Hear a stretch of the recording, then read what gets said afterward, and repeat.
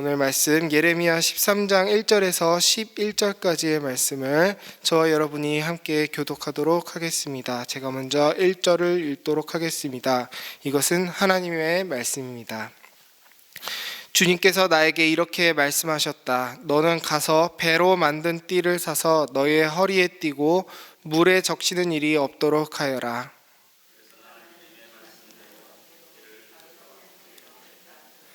주님께서 다시 나에게 말씀하셨다.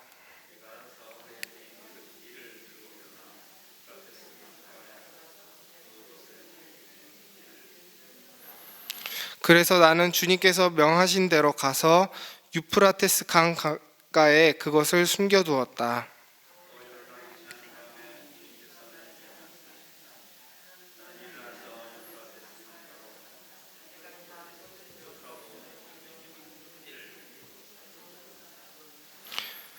그래서 내가 유프라테스 강가로 가서 띠를 숨겨둔 곳을 파고 거기에서 그 띠를 꺼내보니 그 띠는 썩어서 전혀 쓸모가 없게 되었다. 그때 주님께서 나에게 말씀하셨다. 나 주가 말한다. 내가 유다의 교만과 예루살렘의 큰 교만을 이렇게 썩게 하겠다. 이 악한 백성은 나의 말 듣는 것을 거부하고 자기들의 마음에서 나오는 고집대로 살아가고 다른 신들을 쫓아가서 그것들을 섬기며 경배함으로 이제 이 백성은 전혀 쓸모가 없는 이 띠와 같이 되고 말 것이다. 띠가 사람의 허리에 동여지듯이 내가 이스라엘의 온 백성과 유다의 온 백성을 나에게 단단히 동여매어서 그들이 내 백성이 되게 하고 내 이름을 빛내게 하고 나를 찬양하게 하고 나에게 영광을 돌릴 수 있게 하였으나 그들은 듣지 않았다. 나 주의 말이다. 아멘. 예레미야에는 여러 가지 상징적인 행동에 의한 예언들이 있습니다. 오늘 말씀은 그중 첫 번째인 허리띠를 통한 상징 예언에 해당됩니다. 1절에 보면 하나님이 예레미야에게 배로 만든 띠를 사서 허리에 띠라고 합니다. 허리띠는 지금도 어떤 사람의 지위나 역할을 상징하는 그런 역할을 합니다. 저도 평소에는 그냥 캐주얼한 허리띠를 매다가 지금처럼 이렇게 사역할 때는 그래도 조금 좋은 허리띠를 메고 나옵니다. 품위를 나타내기 위해서죠. 우리 복싱 선수도 자신의 그 챔피언이라는 영광을 어떻게 드러냅니까? 챔피언 벨트라는 허리띠로 드러냅니다. 이처럼 허리띠라는 것은 보통 겉옷보다 더 겉에 두르는 장신구에 해당됩니다. 그래서 그 허리띠를 가진 주인의 지위나 영광을 드러내는 중요한 장신구입니다.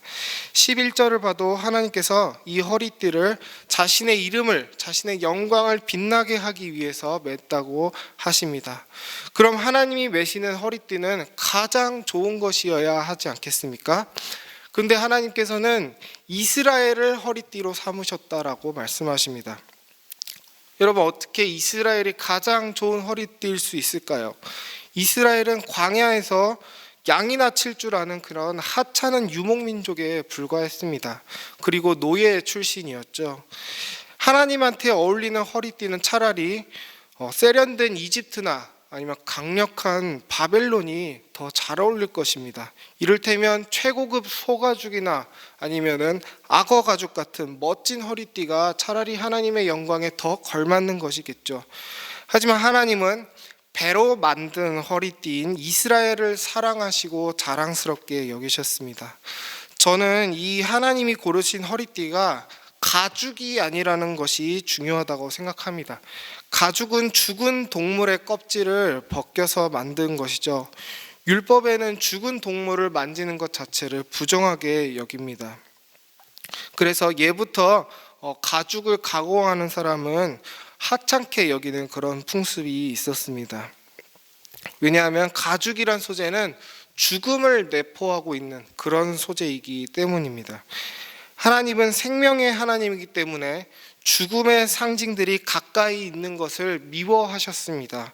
예를 들어 문둥병 환자는 성전에 들어갈 수 없었죠. 문둥병 환자, 문둥병은 피부의 죽음을 상징합니다. 죽진 않았는데 피부가 죽은 것, 그래서 문둥병은 대부분 우리의 영적인 죽음, 사람의 영적인 죽음, 몸으로는 살아있지만은 영적으로 죽은 것을 상징하는 그런 소재로서 성경에 자주 등장합니다. 이처럼 죽음의 의미를 내포하고 있는 물건은 하나님의 장신구가 될 수 없는 것입니다. 하나님은 배로 만든 허리띠를 즐거워하시는데 출애굽기 38장에 보면은 하나님께서 지성소에 휘장을 제작하라고 하시면서 이 휘장의 소재를 배로 해라라고 하신 것을 볼 수 있습니다.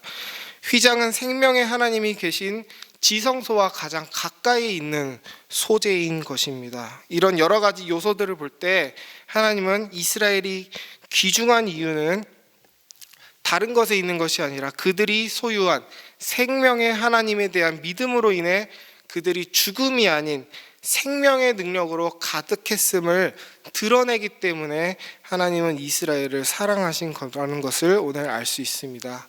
그런데 이 생명을 상징하는 배띠가 썩습니다. 썩는다는 것은 결국 죽음을 의미하죠. 이스라엘이 썩었다는 것은 그들이 생명이신 하나님을 버렸다는 것입니다. 죽음을 내포하지 않은 소재가 이제 죽음을 내포하게 되는 것입니다. 이 배로 된 띠가 썩게 된 이유는 유프라테스 강 때문이라고 오늘 성경은 말을 하는데요. 이 유프라테스 강은 여러분 나중에 검색해 보시면 아시겠지만 예루살렘에서 1000km 동쪽으로 떨어져 있는 굉장히 먼 이방인의 땅입니다. 그래서 오늘 말씀대로 진짜 예레미야가 유프라테스 강을 2번이나 왔다 갔다 했을까에 대해서 그렇지 않다라고 말하는 신학자, 주석가들이 많습니다. 어쨌든 중요한 건 유프라테스가 이스라엘에서 다른 방향이 아니라 동쪽으로 매우 떨어져 있다라는 것이 중요합니다. 여러분, 성경에서 동쪽은 이방을 의미합니다. 예를 들어 에스겔의 새 성전에서 나오는 거룩한 물이 흐르는 방향도 동쪽입니다. 그래서 그 물이 동쪽을 덮습니다. 이것은 예수님을 통한 복음이 이방인인 우리, 동쪽에 있는 이방인 우리에게 넘어온다는 것을 의미합니다. 우리가 물이 바다 덮음 같이라는 찬양을 선교 주제로 자주 부르는데요. 구약 성경 입장에서 그 물이 덮은 동쪽 바다는 바로 우리가 살고 있는 이 땅입니다. 또한 우리가 흔히 아는 동방 박사도 왜 동방 쪽에서 예수님을 찬양하러 오겠습니까? 이방인들이 예수님을 찬양한다. 이방인들이 예수 그리스도께 돌아온다라는 것을 상징하기 때문입니다. 이처럼 동쪽은 하나님으로부터 멀리 떨어져 있는 이방인들을 상징하는 그런 상징으로서 구약 성경에 자주 등장합니다. 동쪽은 죽음의 땅입니다. 동쪽은 하나님과 먼 땅입니다. 영적으로 먼 땅입니다. 그 중에서도 유프라테스 강은 아주 먼 동쪽에 해당되는 것입니다. 여러분, 이스라엘이 썩은 이유는 다른 것이 아니라 생명의 하나님으로부터 멀리 떨어져 있기 때문입니다. 그들이 자기의 마음을 하나님으로부터 멀리 떨어뜨렸기 때문에 그들의 몸이 아무리 예루살렘 속에 있더라도, 아무리 그들이 서쪽에 있더라도, 아무리 그들이 하나님과 가까이 있는 그 성전에 머물고 있다고 하더라도 그들의 영은 유프라테스 강에 있는 것처럼 하나님과 멀리 떨어져 있다라는 것이지요. 오늘 말씀 10절에 봐도 이 악한 백성들, 이 교만한 백성들이 하나님을 멀리 떠난 것을 하나님은 오늘 유프라테스 강이라는 표현을 통해 우리에게 알려주고 계십니다. 이처럼 사람의 생명은 여러분 물리적인 것이 다가 아닙니다. 재정적인 것이 다가 아니고 무엇보다 영적인 것이 사람의 생명을 좌지우지한다는 것을 오늘 성경은 우리에게 말해주고 있습니다. 그럼 오늘 말씀을 통해 우리는 어떻게 우리의 삶을 돌아봐야 할까요? 먼저 저는 오늘 말씀을 통해 우리가 우리 자신에 대한 우리 스스로의 평가에 대해 좀 변화가 있기를 바랍니다. 우린 스스로를 여러분 어떻게 평가합니까? 나는 스스로에게 얼마나 가치 있는 사람입니까?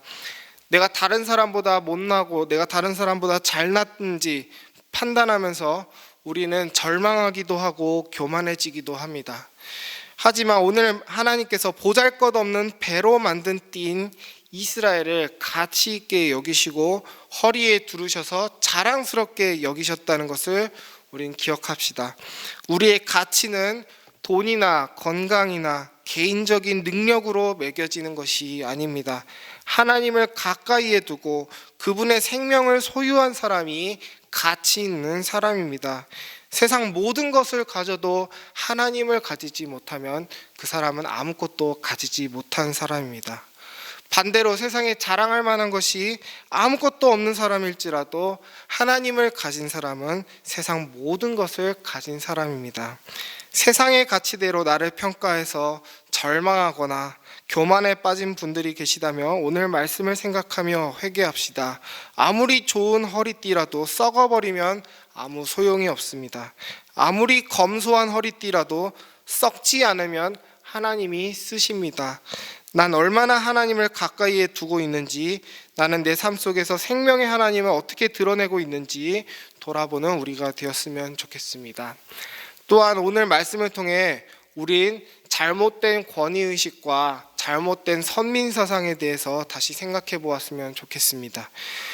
잘못된 목사의 행동을 두고 잘못되었다고 지적하길 꺼려하는 문화가 우리에게 있습니다.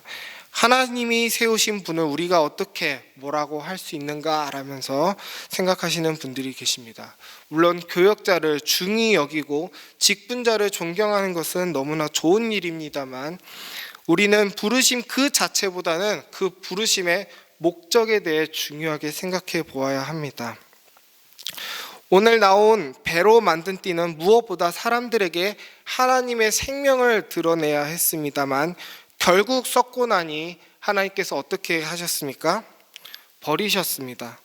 분명 그 배로 만든 띠를 하나님이 부르셨지만 그 부르심의 목적에 맞게 살지 못하니 그것을 버리시는 겁니다. 배로 만든 띠가 가진 영광은 다른 것이 아닙니다. 그 영광은 생명의 하나님을 드러낼 때 그게 그 허리띠에게 영광이 있는 것입니다. 그 일을 할 능력을 그 띠가 잃어버리면 더 이상 하나님을 드러낸다고 볼 수 없습니다. 경찰이 범죄를 저지르면 어떻게 경찰이라고 할 수 있겠습니까? 소방관이 불을 무서워하면 어떻게 그를 소방관이라고 할 수 있겠습니까?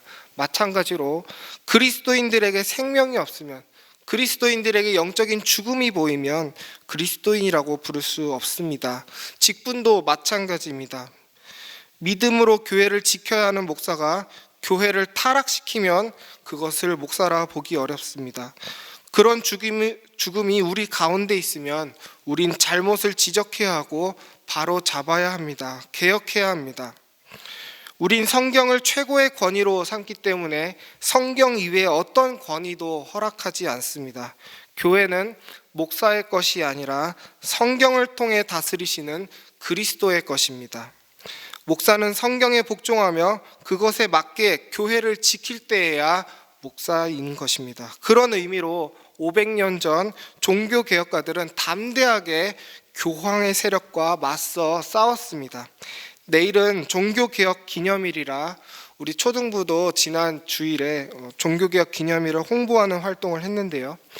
종교개혁이라는 건 우리의 정체성이 바로 오늘 말씀에 드러나는 그것입니다. 하나님은 역사적으로 두 번 분명하게 기관으로서의 교회를 분명하게 버리셨습니다. 첫 번째는 유대교였습니다. 두 번째는 타락한 로마 카톨릭 교회였습니다. 하나님의 복음은 이제 우리에게로, 오늘 이 자리에 나오신 우리에게로 넘어왔습니다. 오직 성경, 오직 믿음, 오직 은혜, 오직 예수 그리스도, 이 가치를 외치는 우리가 진정한 교회인 것입니다. 그런데 우리가 그 고백을 우리의 입술에서, 우리의 삶 속에서 잃어버린다면 우린 더 이상 교회가 아닌 것입니다. 그것을 잃어버린 직분자는 더 이상 직분자가 아닙니다. 그래서 우리가 성경적이지 못하다면 담대하게 우린 우리의 잘못을 고쳐야 합니다. 용기를 내어야 합니다. 잘못된 권위의식으로 인해 개혁하지 않고 넘어가는 일이 우리 안에 없어야 하겠습니다.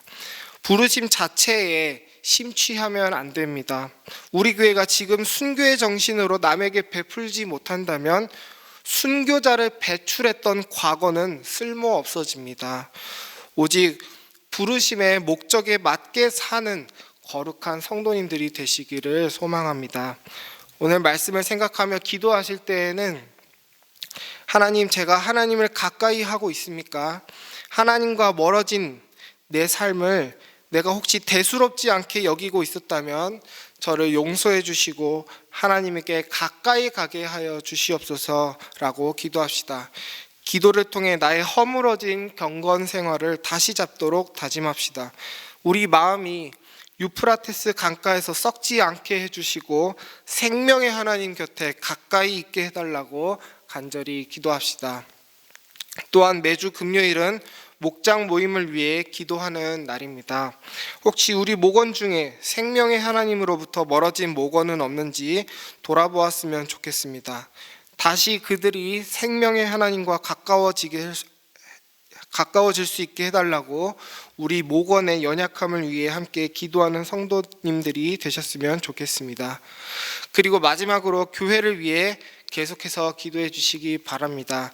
교회 번명 공사가 진행되는데 일하는 손길들 지켜주시고 이 추운 추위 속에서 안전하게 잘 공사가 마무리될 수 있게 해달라고 하나님께 또한 필요한 재정도 풍성하게 채워달라고 함께 기도했으면 좋겠습니다. 그럼 이 모든 것들을 가지고 함께 기도하시고 각자의 기도 제목으로 기도하신 후에 평안히 돌아가시기 바랍니다.